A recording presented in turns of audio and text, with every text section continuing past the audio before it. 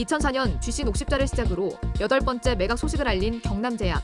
지난 5월 17일 휴마시스가 경남제약 최대주주 블레이드 엔터테인먼트 지분과 경영권을 인수한다고 공시를 통해 밝혔다.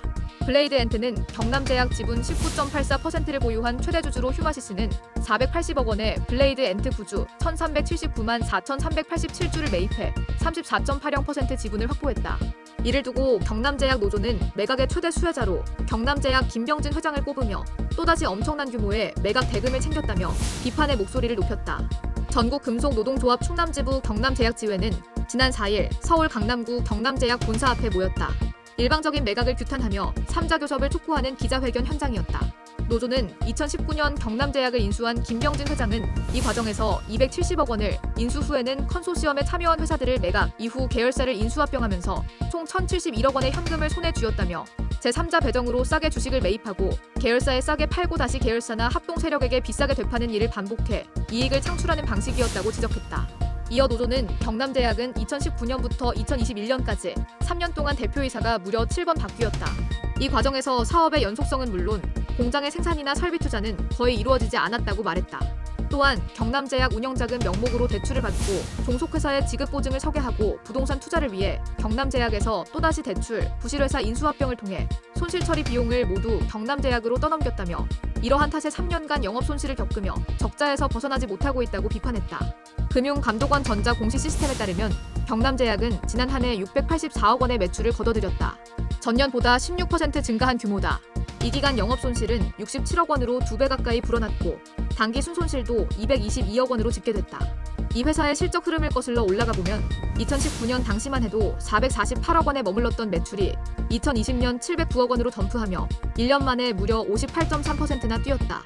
하지만 2021년 매출이 9% 가까이 떨어진 646억 원으로 주저앉았고 2022년에는 급기야 600억 원을 밑돌며 590억 원에 머물렀다.